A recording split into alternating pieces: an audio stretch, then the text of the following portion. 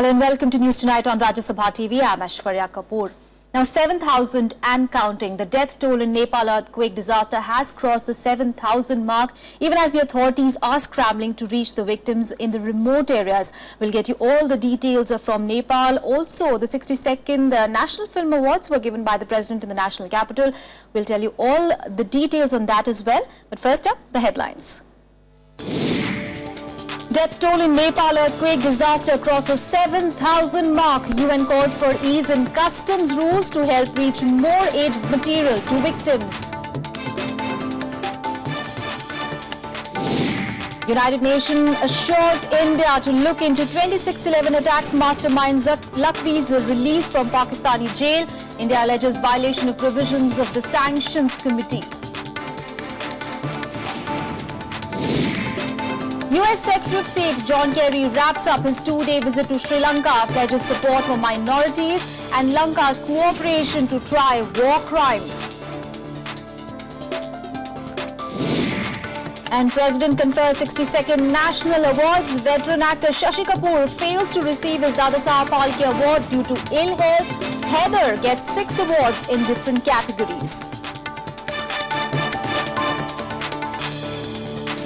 For the day's top story, more bodies were pulled out from rubble today as Nepal's rising death toll in the massive quake has gone way past 7,000. Now, relief material are still hard to come by as aid workers struggle to reach remote parts yet. The Kathmandu airport has also shut down for big jets due to damages from the quake. Amid all this, Nepal is struggling with a new crisis, lack of water. Take a look.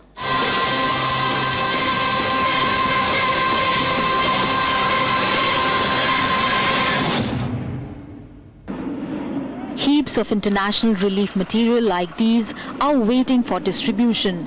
Sending aid to the victims of Nepal's worst earthquake in 8 decades is caught in strict custom rules, as well as challenges to reach the remote parts of the country.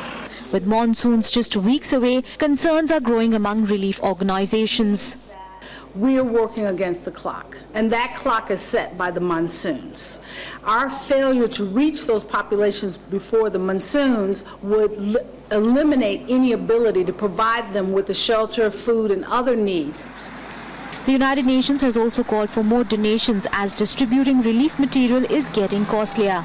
In Delhi, Finance Minister Arun Jaitley and Nepal's ambassador to India, Deep Upadhyay, saw off another set of relief material to Kathmandu.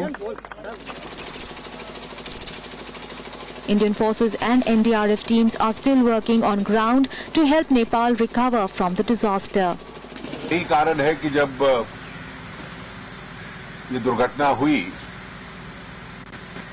तो पहले ही दिन से लगभग 1 या 1.5 घंटे के भीतर दिल्ली में क्राइसिस मैनेजमेंट ग्रुप, उसके बाद प्रधानमंत्री जी की उनके साथ मीटिंग और जो रिलीफ के लिए जो पहला हमारा फौज का जहाज था एयरफोर्स का, वो 4 बजे तक यहां से चल चुका था. So kind of a proactive role and management is wonderful. I think it is every globe should learn how prompt it should be. We got it. More bodies were pulled out of the rubble on Sunday. Rescue workers are now busy clearing the massive amount of debris. Amid efforts to prevent epidemic in Nepal, the country is now facing water crisis. It was already a crisis here in Kathmandu to get water, but now it's because of the earthquake, it's very bad.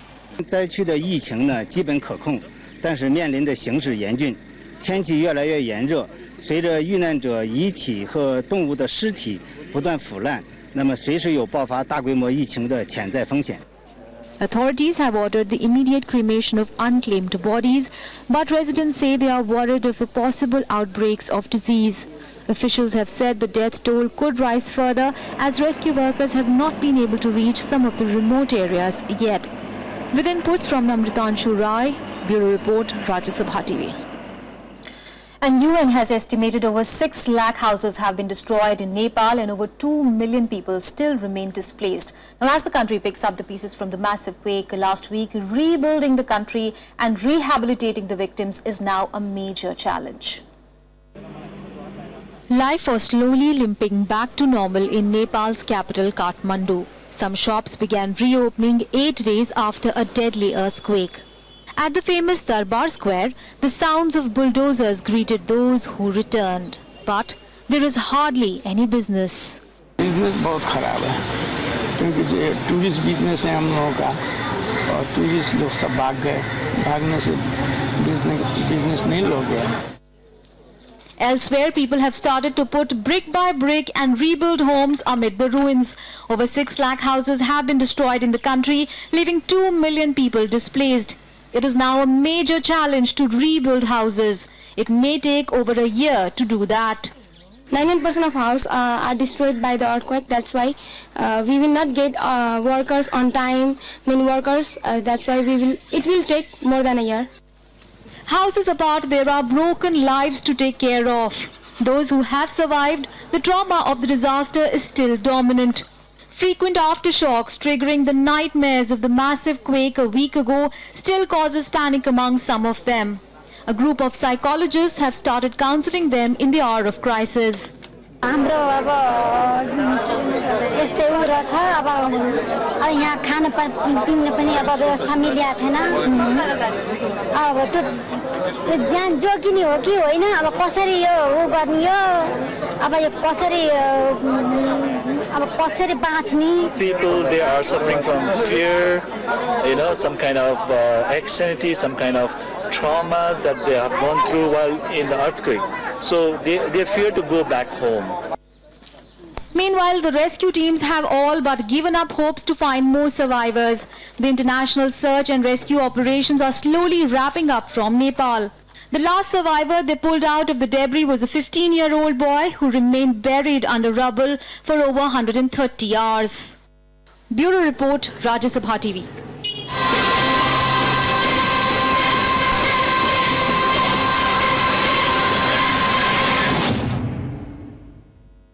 Meanwhile, back home, concerned over the release of 2611 Mumbai attacks mastermind Zakir Rehman Lakhvi, the UN has assured India to take up the matter internationally. Now, India received a letter from the head of UNSC committee in this regard. Earlier, India decided to move UN, alleging violations of the provisions of the sanctions committee after Lakhvi was released on bond. A day after India sought United Nations intervention in the release of Mumbai terror attack mastermind Zakir Rehman Lakhvi, the UN has come forward assuring it will take up India's request at its next meeting. Chair of the UNSC Al-Qaeda Sanctions Committee, Ambassador Jim McClay, acknowledged India's concerns on the matter and responded to India's letter. The committee website too supported India's view that Lakhvi's release violates the provisions of the body. It reads, in past years, Lakhvi has played an important role in LAT fundraising activities, receiving donations from Al-Qaeda affiliates on behalf of LAT. He has also managed a training camp in Afghanistan. India's decision to approach the UN on Lakhvi's release was welcomed across party lines. Leaders said provision of UN convention has to be invoked in order to put pressure on Pakistan for not dealing with terrorists such as Lakhvi. India has registered a strong protest with the United Nations for the release of Lakhvi from the Pakistani courts, and UN intervention has been sought to ensure that Lakhvi is maintained, is sent back to jail, and justice is done to the 2611 Mumbai riot victims. There are solid evidences which have been provided to Pakistan, and America has also confirmed that all evidence India has provided to Pakistan are absolutely solid and he can be dealt with. But what is happening is Pakistan is not taking too much of action. Protocol का requirement के अनुसार सब कुछ important है, लेकिन ये bilateral issue है. ये प्राइम मिनिस्टर खुद इंटरवीन कर इस इश्यू को सॉर्ट आउट करना पड़ेगा. ये इश्यू यूएन में उठाना हो सकता है उचित है, लेकिन साथ साथ बायलैटरल डायलॉग जारी रखना जरूरी है इस विषय पर. In its letter to UN's Ashok Mukherjee, India pointed out that Lakhvi is a listed terrorist, according to which Lakhvi is subject to assets freeze, travel ban and an arms embargo. India claimed any bail money posted for Lakhvi is also a violation of the provisions of the Sanctions Committee. The matter has also raised concerns in the US, UK, Russia, France and Germany, with Washington calling for his rearrest. The Secretary of State, in fact, also personally made the phone call to urge that efforts be made to rearrest and to ensure that he does not roam free. Pakistan had set Lakhvi free on 9th of April this year. The court had ordered his release, ruling that his detention was illegal. Bureau Report, Rajya Sabha TV. Right, time to take a very short break. Up next, after outrage over the death of a teenager in Punjab, High Court takes suo motu cognizance. We'll hear the matter on Monday. That and much more after a short break. Stay with us.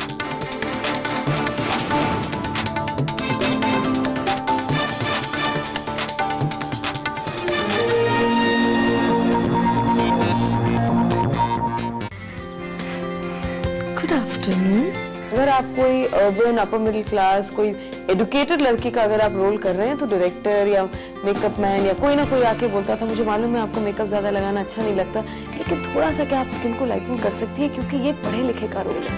अभी भी वही सवाल कई बार लोग पूछते हैं कि आप कमर्शियल फिल्में क्यों नहीं करती हैं? अब तक तो सिर्फ हमारी साधन थी, आज से पूरे गांव की हो गई। नमस्कार, मैं हूं नंदिता दास और मुझसे मिलिए प्रोग्राम गुफ्तगू में सिर्फ राज्यसभा टीवी पर।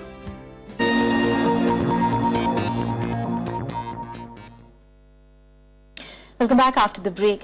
Now, the Punjab High Court has taken suo motu cognizance of the incident in Moga in which a teenager was molested and thrown out of a moving bus. The matter is set to be heard tomorrow. After outrage over the incident, Punjab government was forced to take action against the bus company that is owned by family members of Chief Minister Prakash Singh Badal. Taking suo motu cognizance, the Punjab High Court has agreed to hear the case of a teenager's death in Moga, which sparked protests across the state for the last 3 days. The state government finally bowed down and ordered the buses run by Orbit Aviation to go off the roads after the teenager was allegedly molested and thrown off from one of its buses.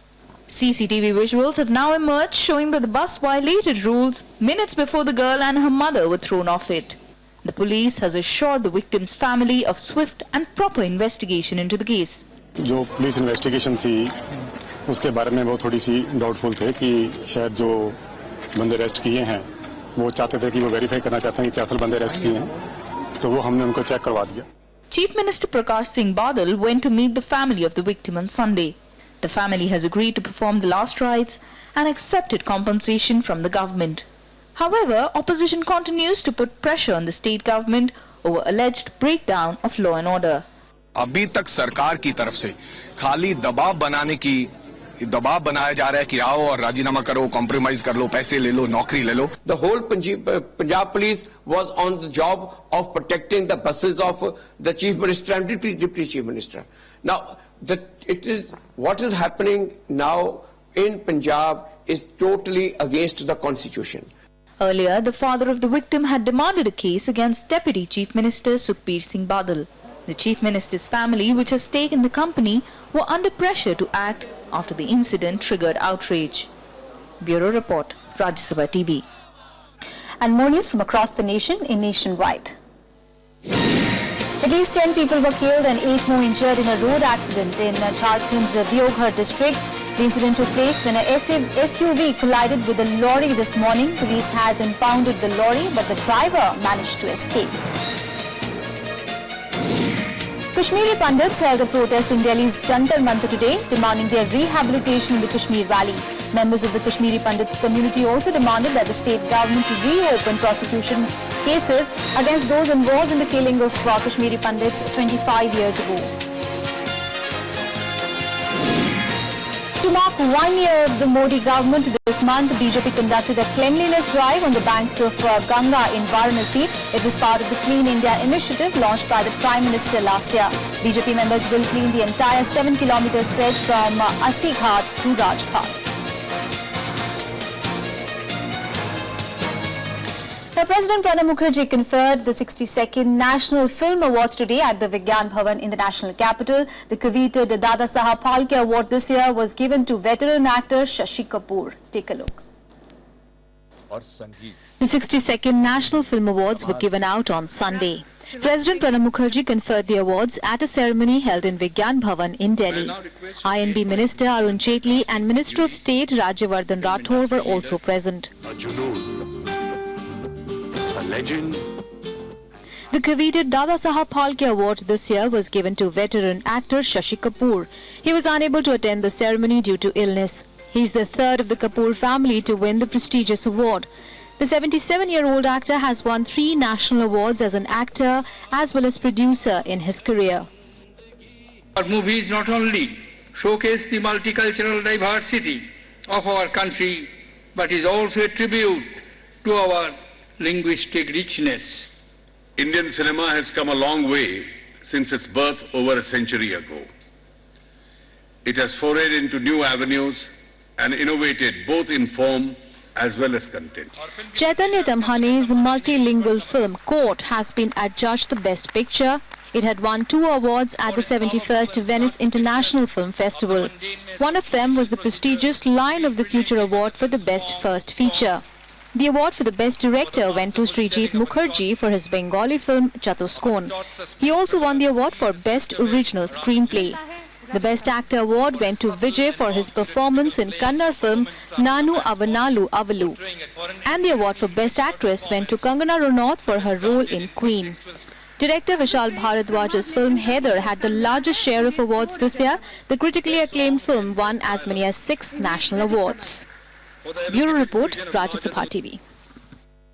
Well, another short break here. Up next, we'll get you all the international news, including Islamic State terrorists reportedly execute 300 Yazidis in Iraq. Stay with us.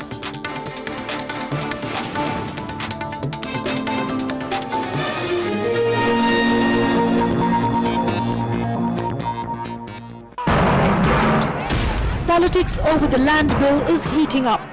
The farmers here say that nothing has changed for them. They protested in 2011 and it's 2015 and the situation remains the same. But lines are drawn in Parliament.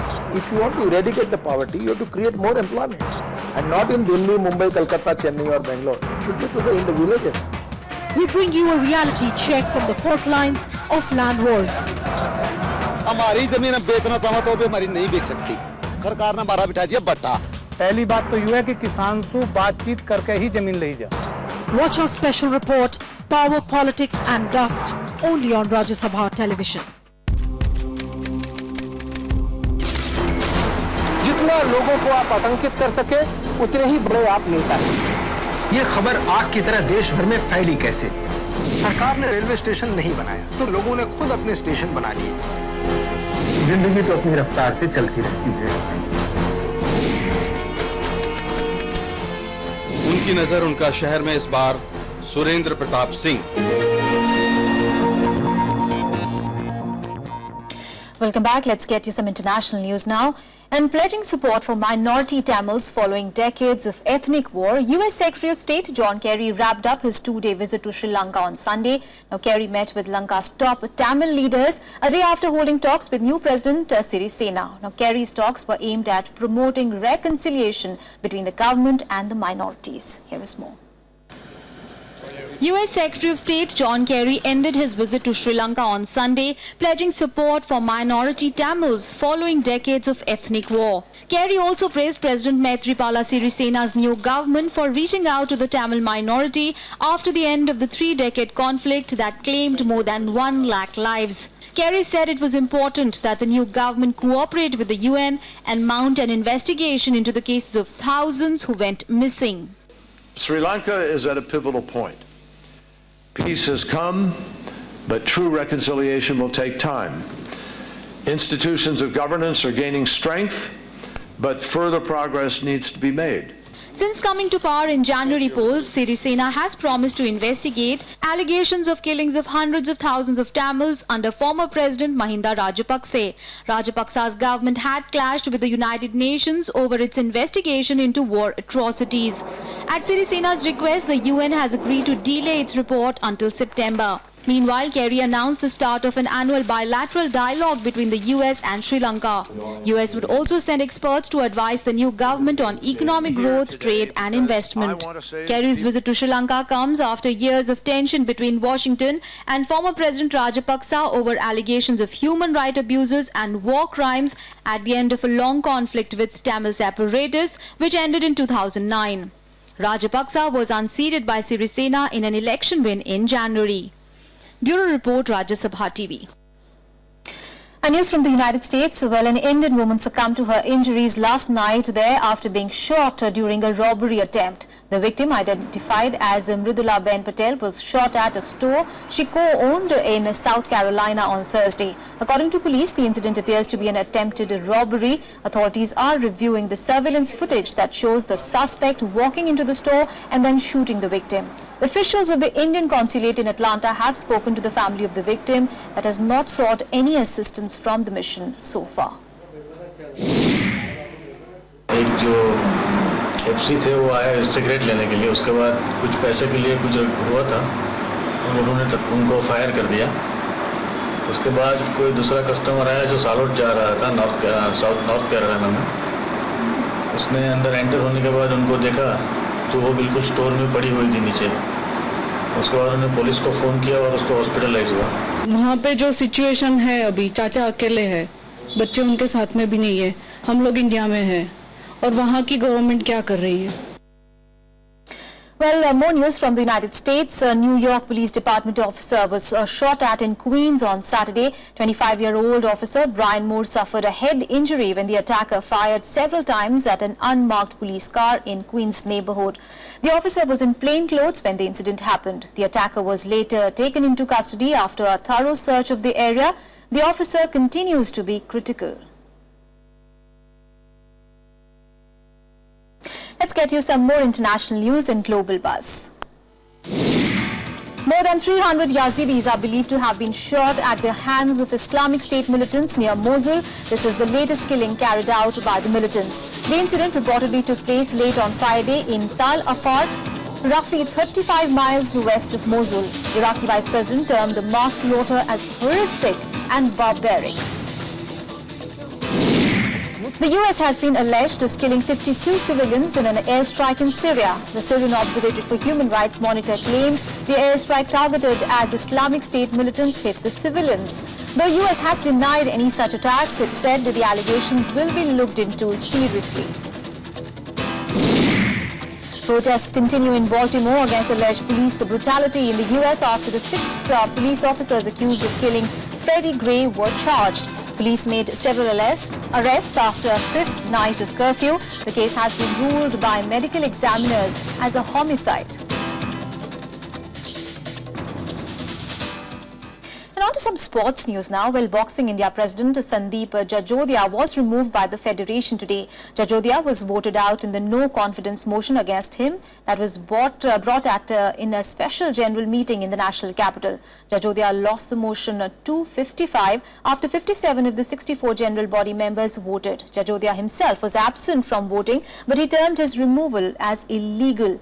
Earlier, Boxing India Secretary General J. Kohli resigned after a fallout with Jajodia for forging his signatures in a letter to the Asian Boxing Confederation. Current Vice President Mirain Paul is expected to be the consensus candidate for being the interim head.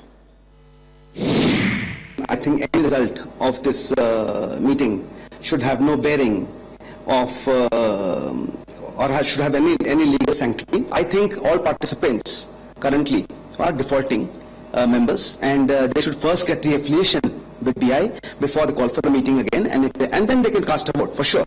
To preserve the transparency, democracy, and fair practice in the governance of this sports activities in India, we have successfully carried out a new confidence motion to remove the President Secretary who has been dealing and administering the Boxing India on their own. More sporting action in Sports Beat. Floyd Mayweather cemented his place among the pantheon of boxing greats by defeating Manny Pacquiao through unanimous decision on Saturday. Mayweather received scores of 116-112 from 2 judges. The third judge scored at 118-110. Filipino star Pacquiao suffered the 6th loss of his career to go with 57 victories and 2 draws. The fight is widely believed to be the most lucrative in the boxing history, with revenues of $400 million. Juventus wrapped up its 4th consecutive Serie A title on Saturday, needing just 1 point to secure the title. The club defeated Sampdoria 1-0 on Saturday. A first half header from Arturo Vidal earned 3 points for the team. The club will take on Real Madrid in Champions League's semis and Lazio in the Italian Cup final this month. Luis Suarez scored his first hat-trick for Barcelona as it defeated Corboda 8-0 to take another step towards La Liga title. Messi also scored his 40th league goal of the season. He is now 1 ahead of Cristiano Ronaldo as the league's top goal scorer. US men sprinted to a convincing victory over Usain Bolt's Jamaica in the 4x100 meters relay at the IIAF World Relays in Bahamas. Michael Rodriguez, Justin Galding and Tyson Gay powered the Americans to a 5-meter advantage. Bolt, who had missed last year's inaugural World Relays, made up ground on Brian Bailey in their anchor leg, but could not close the gap as Jamaica finished second at 37.68 seconds. Well, that's all in this edition of News Tonight. Thanks for watching. Have a great day.